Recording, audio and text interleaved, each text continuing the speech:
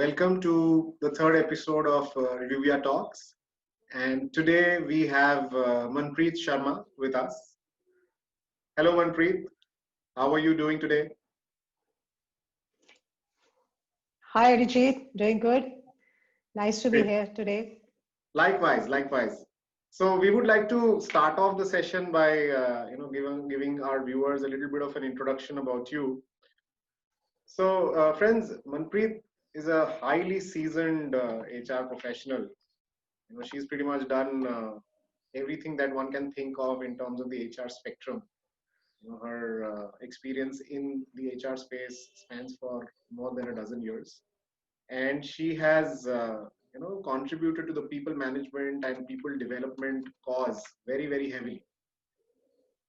And Manpreet started her career in the US. When it comes to her stint in the HR space, she worked across cities and provinces. She's worked across places like Boston in the US. Then she's had a stint at Miami, Florida. Then she's worked on the West Coast, very close to the Silicon Valley, at San Francisco, New Jersey.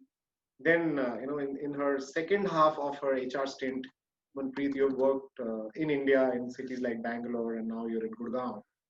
And folks, interestingly, not only Manpreet comes with the entire, HR spectrum experience, but she has worked as an HR leader in established organizations, and she has also worked as a provider or a consultant and an entrepreneur in this space.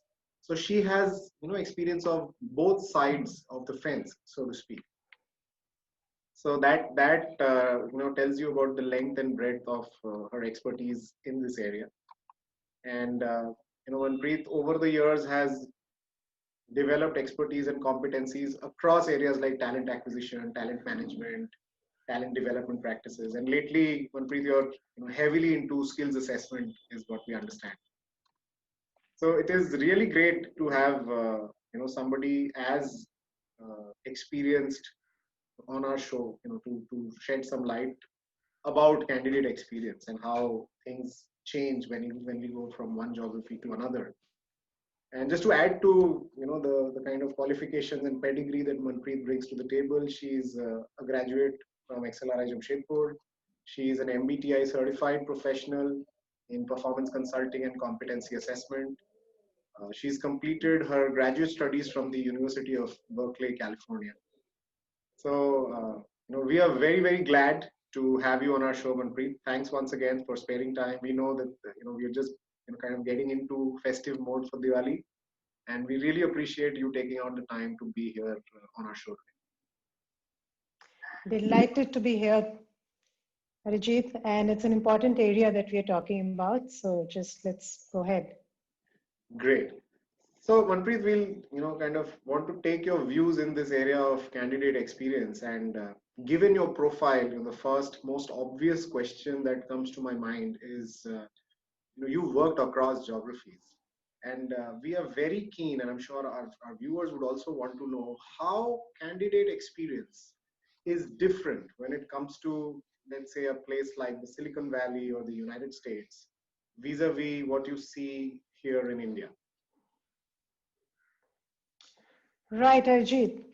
Well, the similarity is that in both the geographies, it's a competitive talent landscape.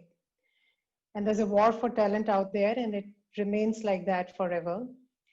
However, if we were to look at the key dimensions of a candidate experience, broadly, we can say this is falls into three categories. One is connect with the recruiter, the connect with the hiring panel, and thirdly, the clarity on terms of employment and the compensation. So when we look at these three, it becomes very important that it's very important that all three are looked into and given adequate focus.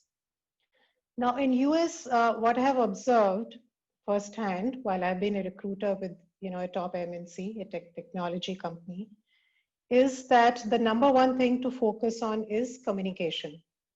Communication, again, it begins with the recruiter. the hiring, recruiter who is entrusted with the task of finding the right talent for a particular role. And I've observed that the recruiter ensures that when a candidate is being connected with, the communication is consistent, frequent, and professional.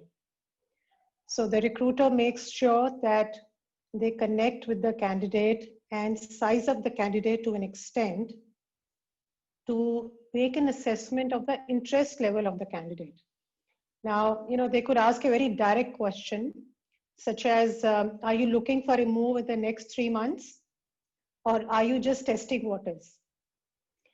And, that would, often give the recruiter an insight into, where the candidate stands with respect to the interest level and in terms of the time frame that the candidate has in mind. Now, so, the recruiter knows clearly, just as in any other customer service scenario, that the candidate is a customer and you're cultivating each candidate as a potential talent for the organization.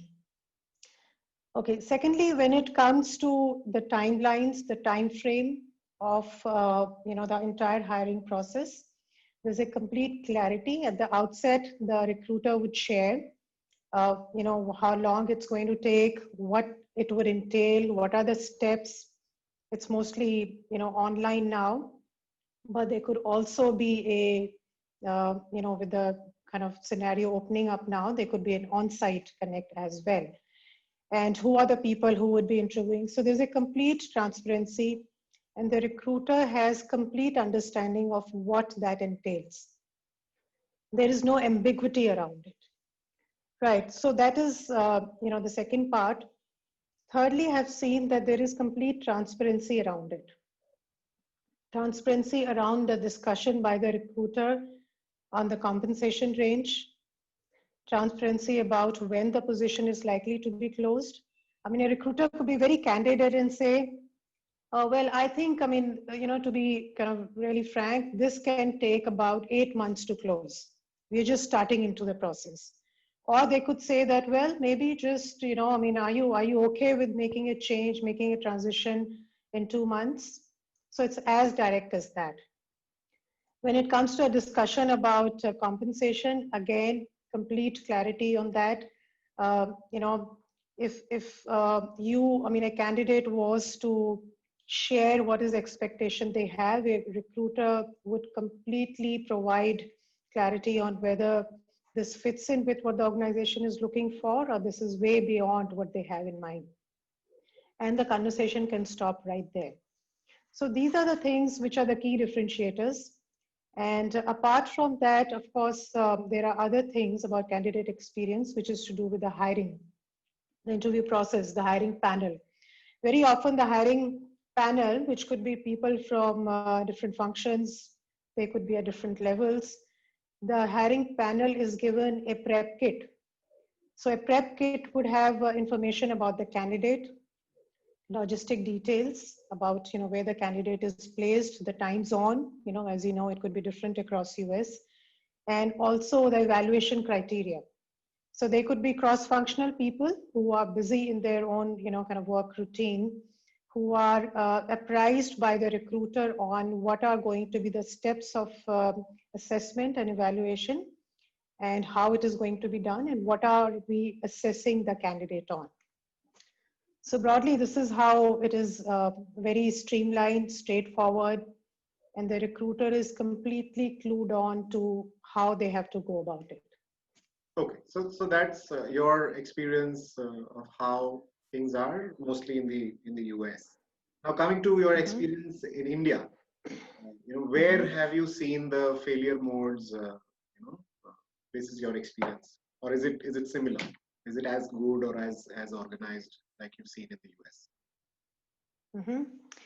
Okay, so certain things which are hygiene factors that one comes across is that the candidate is scheduled for the interview and very often made to wait very long hours because the recruiter is a little diffident of telling the senior person candidate is here, yeah, maybe okay, your meeting is getting extended and it's time to meet the candidate.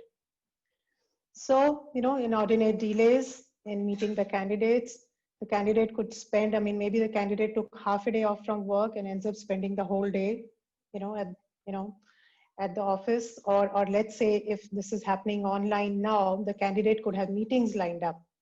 So again, kind of, and the recruiter kind of, drives the entire hiring process in US, but here the recruiters sometimes get influenced and are not able to adhere to the timelines. So that's one.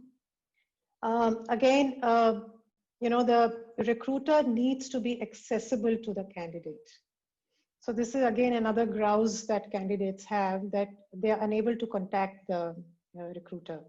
Apart from the date and let's say time of the interview, they're not told anything else about who's going to interview them, who's the person at what level, right? And or what function that person is in. There are talks about, they are not, there's no clarity on compensation. The range is not defined. I mean, it's just very vague. And they can tell, the candidate is trying to size you up to how honest and transparent you are. And they can tell when they are not getting a correct or honest answer. Also, often the candidate post the interview is not asked for the feedback. They are not informed when the position is filled up. So these are the things which we often observe here, which can be improved upon. Right. So thanks for your views on that. Just one, more leading question. So while you said, that things are more structured and organized and transparent, what you've seen in the US, but what we've seen is candidate experience is a global challenge. So every geography, every country has its own set of challenges. It's still an unsolved problem. So I'm curious to know, what have you seen as a problem which is still unsolved, which kind of results in negative or bad candidate experience for a more evolved economy or job market like the United States? Mhm. I think it stems from the fact that the organization themselves do not have complete understanding on who they want to hire. So the job description for one, in how much time the position needs to be filled up, right?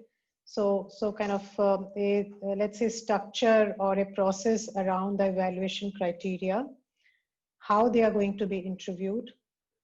Well, I'll share an example with you. This is one of the global Fortune 50 company, and we found that while I was working with them, that we were not hiring right, or we were doing the wrong hires. And either the candidates were not being productive, or they were leaving, maybe too soon. And clearly, we were not just doing the whole hiring thing right. So what we did was, internally, we developed an entire competency-based interviewing structure. And this was to equip the internal managers to ask the right questions and handle the entire interview process in a manner that, number one, they provide the right candidate experience, and number two, they assess the candidate in such a manner so they have the right person for the right role doing the right thing. So it's a lot to do with how prepared, let's say, the hiring team is, Right. in terms of knowing whom to hire, when to hire, what is the compensation that they can offer to them, do they have any leeway in that. Another global company that I was working for, I knew very clearly that, if I make an offer to the candidate, we have leeway in terms of offering maybe 10 to 15%, for which of course we needed to take approvals higher than than what we kind of indicated in the beginning.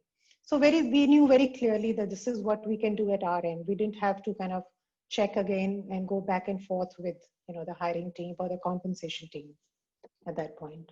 Okay. So what I'm getting at is being clear about what kind of talent you want, at what price point, what will be the process, what will be the timeline. Those are still areas of improvement, even in an more evolved job market like the United States that you've witnessed. Yes.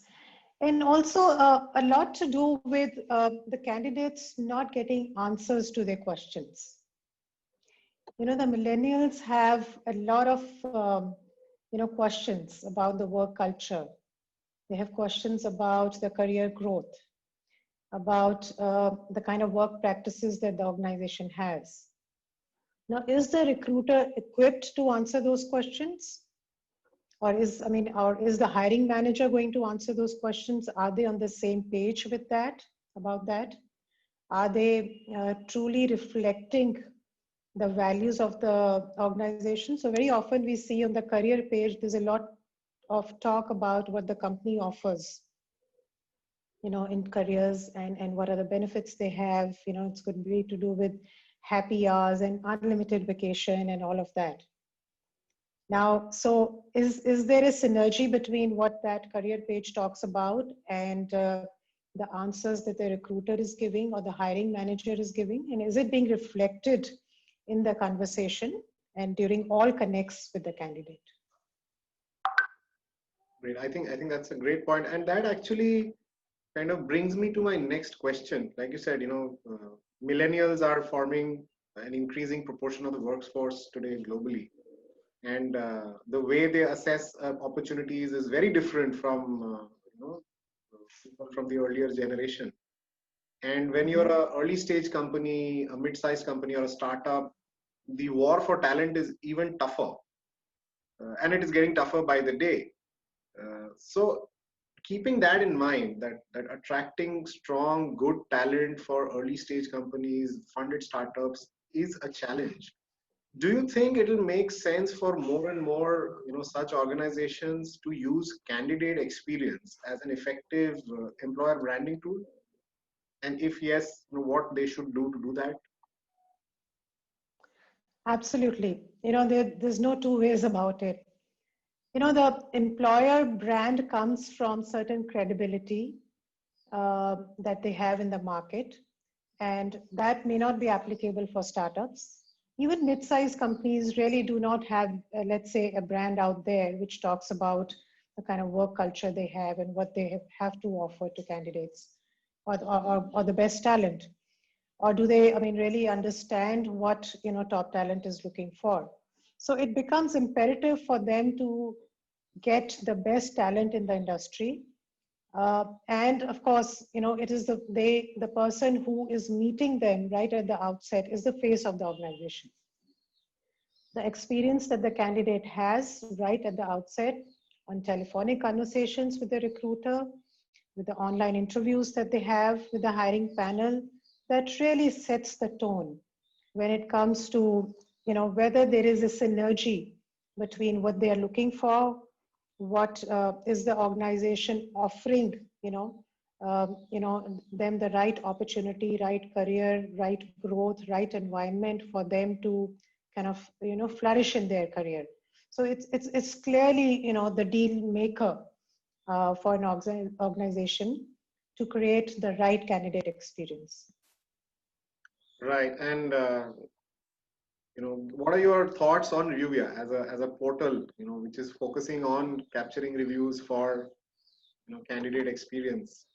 What are your thoughts of how you think Reviewia can help, or something like this can help upcoming organizations to attract the right kind of talent? Mhm. Okay, so in two ways. One is for the candidates to give positive feedback and share their experience about the entire hiring process that they had with the XYZ organization. And that kind of, provides, a window to other candidates, whether what has been shared is aligned with what they are looking for. So if there is a company which talks about collaborative, kind of work culture. So did it come across? Was the recruiter, the hiring panel, and let's say a representative from the comp team, were they on the same page? Were they collaborating on making a great experience for the candidate? So, the kind of reviews that the candidates post on Reviewia, that would help the millennials take a decision, or do they want to go in for appearing for interview for XYZ company, or is it something which is not, up their alley, and this is not what they want to kind of go for in terms of the kind of work environment that the company offers, or the terms or the compensation that they offer. So that is one part. The second would be for organizations to know what is it that the candidates are looking for. And again, that could be specific to different industries and domains. So in tech, companies, the expectations of the candidate could be different from FMCG or industry or manufacturing. So there could be this would be a platform for organizations to look at for their talent. What is the expectations that the talent has? What is their motivation? What is the aspirations they have? And how to meet those expectations to create the right candidate experience. Great, thanks for that. Just one additional point that I can think of, for the benefit of the organizations, it can also help cut out talent which anyways might not work for them, where there is an expectation mismatch. Often because there are no Absolutely. documented, information or reviews. A lot of candidates end up applying for opportunities and then during the process drop off because they kind of realize it's not aligning with their aspirations and their ethos. Yes. So in a way, it's a wasted effort for sure for the candidate as well, but there's a lot of wasted effort and cost involved in engaging with those candidates from the organization standpoint. More so if you're a Mm-hmm. startup where you are anyways not bootstrapping or have limited funds. So I think in terms of one of the promises that we have, as a company is to help or candidates make informed choices. And one informed choice is whether to go for this organization or not. I think if that is done, if we are able to meet that intended promise, it will also help organizations, not engage with talent which eventually is not going to join. Certainly. Industry-wise, different, kind of, let's say, and also that is applicable on the professional maturity of that, candidate. They all have different expectations in terms of the kind of organization they want to work for, the kind of work culture they want, the kind of opportunities offered, and apart from that, the terms of employment, the holiday policies, what are again the values of the organizations? Is there an alignment there? And all of that would be kind of very clearly visible to an organization to see whether this is what they need to use as a tool to attract talent, or this is something. What is it that is more important for talent of a certain profile for them to look for? Right. Great. Thanks for your views on that point, Manpreet. My next question is, now that we have established that candidate experience is becoming increasingly important, as an area for employers to focus on.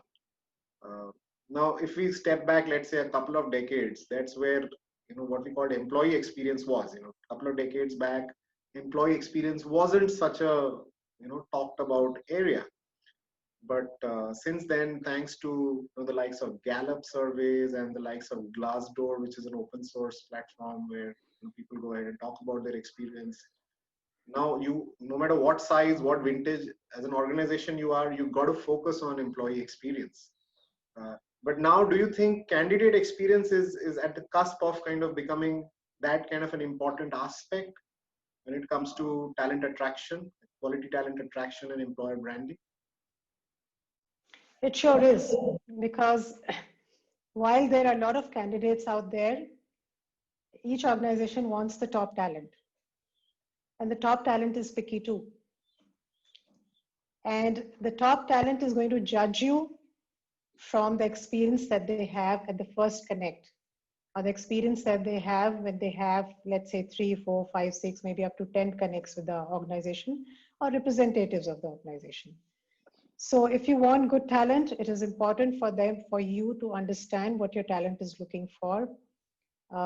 Ensure that you provide them the right experience which aligns with their aspirations, and also make sure that if at all there seems to be a like kind of misalignment somewhere, convey that message early on so that both sides kind of save on time and effort in kind of any kind of going further down the assessment process. So it's imperative for both. I think Reviewia is doing a great job because they are going to bring, create visibility on what is it that the candidates want and what is it that the organizations can provide to candidates to attract them and get the best talent on board at the earliest. Great, great. I think thanks for your messages to employers. We personally feel, yes, candidate experience has often been ignored, and it's like a silent blow that employers keep taking without realizing how it is hurting them. And we are really committed both ways. One is to ensure that candidates end up getting more consistent experience with organizations, whether big or small, and eventually we are able to equip employers with the right kind of data points and tools so that they are able to deliver such experience for their own benefit, when it comes to employer branding or eventually being able to attract and hire the right kind of talent. Right.